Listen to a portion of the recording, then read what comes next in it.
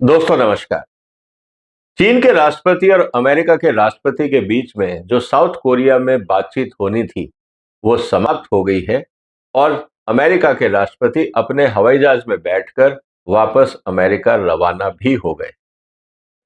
लेकिन इस बार उन्होंने कोई प्रेस कॉन्फ्रेंस नहीं करी, कोई बड़ा बयान नहीं आया। ये अपने आप में बहुत कुछ कहता है। इसका मतलब क्या है? और अल्टीमेटली जो डेवलपमेंट हुआ है चाइना और अमेरिका के बीच में, भारत पे उसका क्या असर पड़ेगा, इसकी भी चर्चा हम आज करेंगे। इसीलिए दोस्तों इस वीडियो को अंत तक देखिएगा और आने वाले दिनों में क्या घटनाक्रम होगा इसकी बात भी हम करेंगे। सबसे इंपॉर्टेंट बात क्या है दोस्तों, आगे बढ़ने से पहले निवेदन तो यही रहता है कि आप इस वीडियो को शेयर करें, इस चैनल को सपोर्ट करें और सब्सक्राइब भी करें। मीटिंग के बाद अमेरिका के पक्ष की तरफ से यह कहा गया कि देखिए, अमेरिका ने 10% कस्टम ड्यूटी घटाने का प्रस्ताव किया है क्योंकि चीन ने सोयाबीन खरीदने के लिए हामी भर दी है। आपको इस बात को ध्यान होगा, मैं कई बार अपने वीडियोस में कह चुका हूं, अमेरिका की सबसे बड़ी जो प्रॉब्लम आज की तारीख में ट्रंप के लिए है, वो है वहां की एग्रीकल्चर पॉलिटिक्स। इस समय किसान सड़कों पे हैं क्योंकि उनका माल नहीं बिक रहा है। सबसे बड़ा खरीदार था चाइना, उन्होंने लेने से मना कर दिया, अमेरिका के किसान सड़कों पे आ गए। ये बात हमें समझनी होगी। इसीलिए इस बात को अगर हम ध्यान से देखें तो एक पॉलिटिकल मैसेज ट्रंप को देना बहुत जरूरी था कि मैं चाइना के राष्ट्रपति से मिला और सोयाबीन का बाजार मैंने खोल दिया। कितना बिकेगा, कब बिकेगा, किस रेट पे बिकेगा, ये बात की बातें हैं।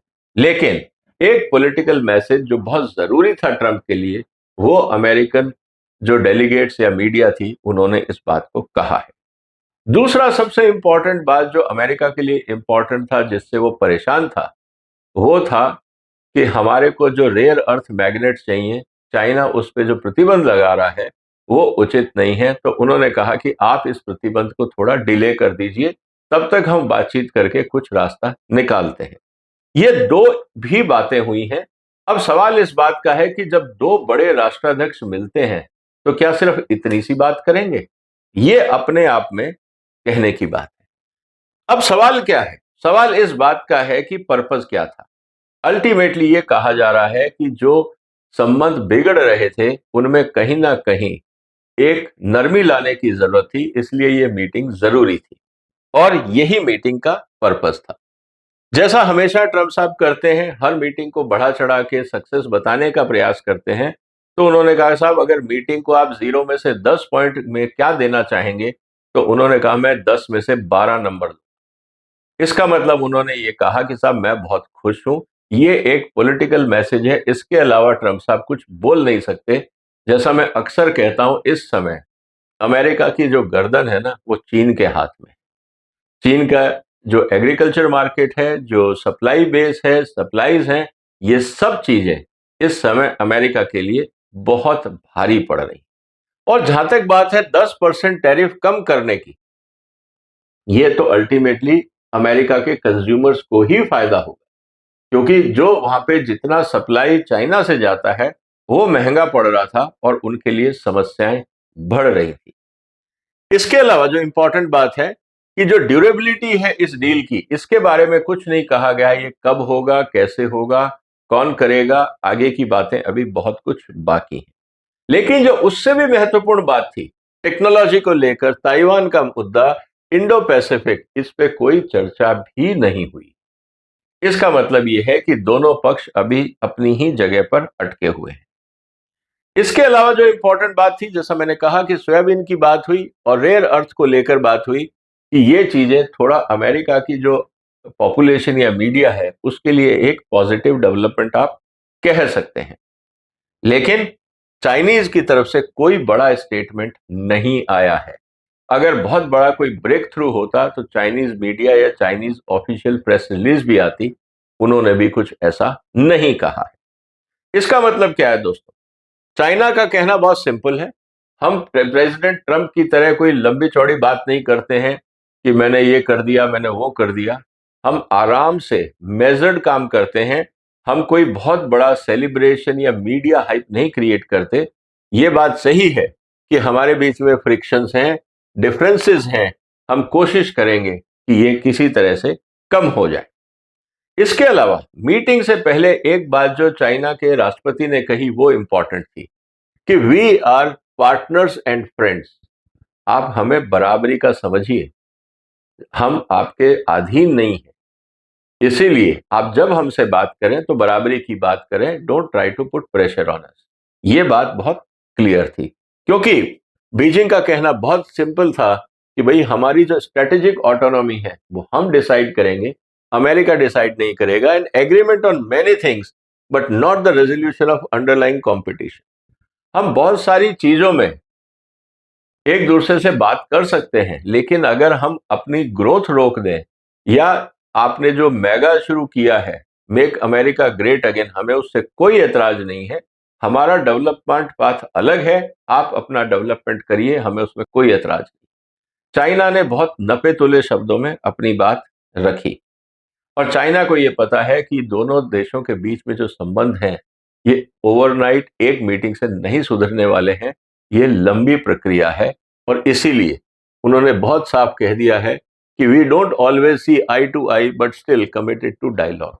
हम बहुत सारी चीजों में एक दूसरे को नहीं संबंध है, जैसे ताइवान का मुद्दा है, टेक्नोलॉजी है, आपका गैस का सिस्टम है, रशिया का मुद्दा है, ईरान का मुद्दा है, बहुत सारी जगह पे मतभेद हैं, लेकिन बातचीत हम जारी रखेंगे ताकि हम आगे काम कर सकें।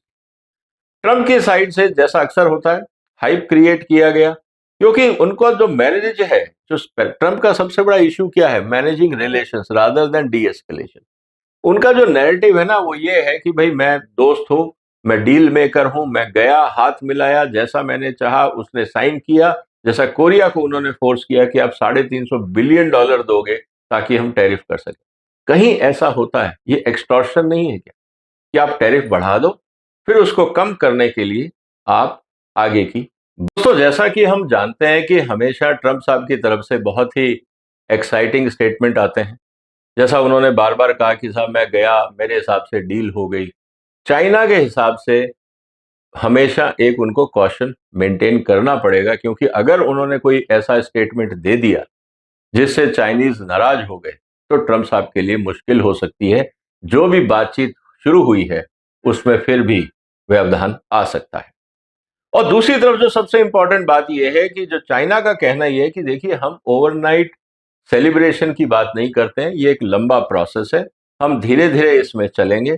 और जहां तक बात है कि ब्रीदिंग स्पेस क्रिएट करना है, दोनों तरफ से मुद्दे जो है वो गंभीर है, ओवरनाइट हम डिसीजन ले नहीं सकते, हमें पता है ये लंबी यात्रा रहेगी और हम उसके लिए तैयार हैं।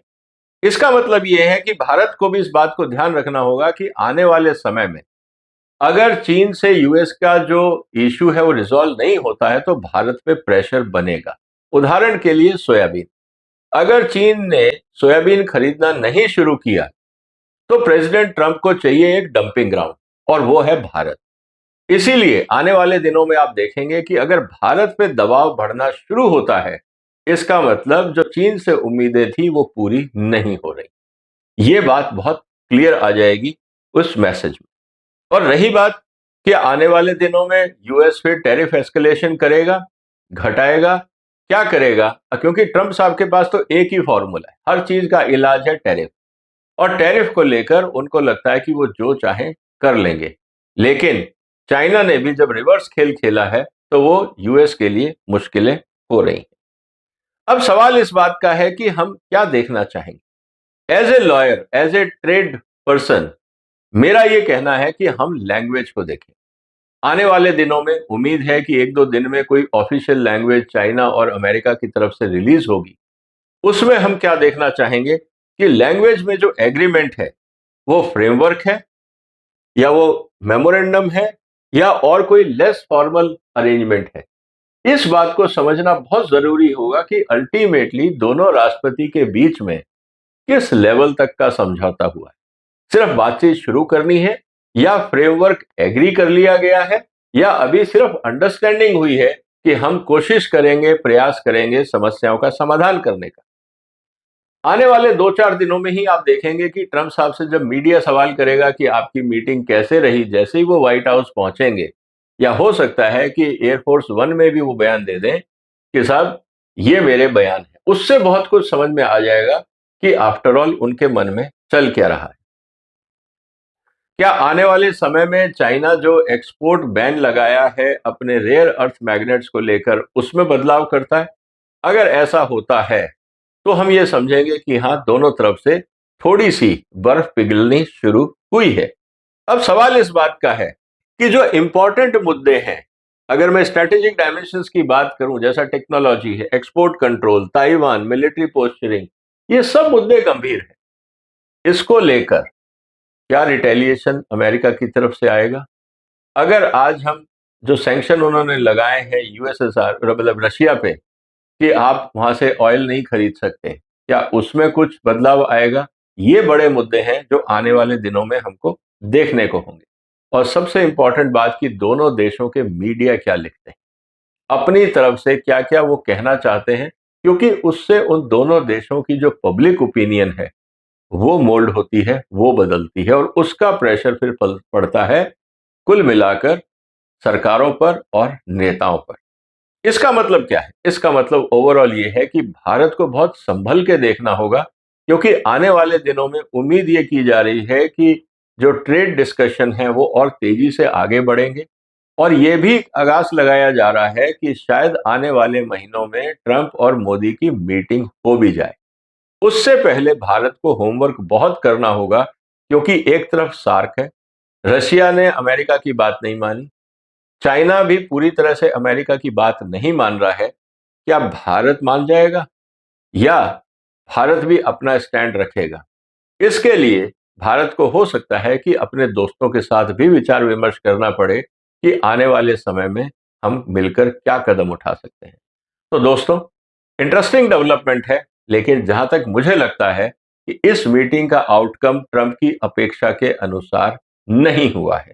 उनको शायद लॉलीपॉप देके जो चाइना के राष्ट्रपति हैं उन्होंने वापस भेज दिया है कि आप इस पे विचार करिए, हम भी विचार करते हैं, और फिर हमारी जो टीमें हैं वो मिलके बैठ जाएंगी, तब हम देखेंगे कि आगे क्या करना हो। आपको क्या लगता है दोस्तों, ट्रंप साहब को उनके हिसाब से डील मिली या नहीं? जो भी आपके विचार हो कमेंट बॉक्स में लिखिए। इस वीडियो को सपोर्ट करिए, शेयर करिए और इस चैनल को भी सब्सक्राइब कर लीजिए। फिर मुलाकात होगी एक और महत्वपूर्ण मुद्दे के साथ। तब तक अपना ध्यान रखिएगा। फिलहाल वंदे मातरम।